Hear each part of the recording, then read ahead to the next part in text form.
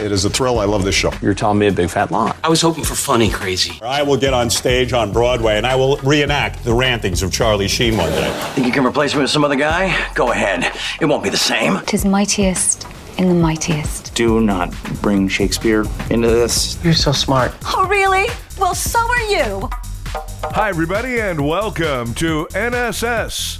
This is the Reynolds Report. Harrison Ford is remembering his on-screen father, Sean Connery, from Indiana Jones and the Last Crusade, after the James Bond actor passed away on Saturday. He was my father, not in life, but in Indy 3, Ford said in a statement. You don't know the pleasure until someone pays you to take Sean Connery for a ride in a sidecar of a Russian motorcycle, bouncing along a bumpy, twisty mountain trail and getting to watch him squirm. God, we had fun. If he's in heaven, I hope they have golf courses. Rest in peace, dear friend. Connery joined Ford as Henry Jones Sr. in the Indiana Jones franchise in 1989's third Indy film. Yesterday on Good Morning America, Diane Lane talked about her new movie, Let Him Go. Kevin Costner also stars. It'll hit theaters on Friday. It's time for Things I've Learned from Seinfeld. You know, you should be a lot more careful crossing the street, otherwise you could die, if that bothers you. Wow. See, to me this is a waste. What? The shirt you got on under your sweater. It sits in a drawer for 3 weeks waiting to come out, and when it finally does, it only sticks up half an inch out of your collar. That's it for Things I've Learned from Seinfeld.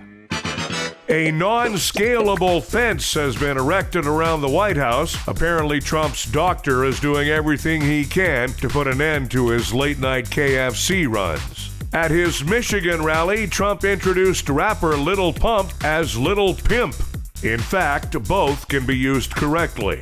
The United States is on track for the highest rates of voter turnout since 1908. And to think all it took to energize the electorate was a reality star TV rapist, xenophobic president, and a global pandemic. Eastern Tennessee was hit with a small earthquake this morning, though no one in the state noticed the violent shaking because they figured it was just another meth lab explosion.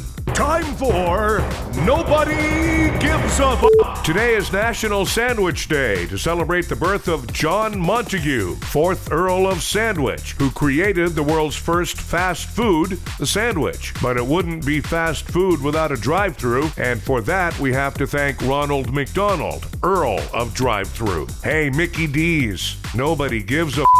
New study finds that people who eat the healthiest have a limited number of items that they eat. Unhealthy eaters tended to have a wider variety of favorites. For example, healthy eaters eat tofu, while unhealthy eaters eat tofu covered with chocolate syrup and sprinkles. Hey, tofu, nobody gives a f***.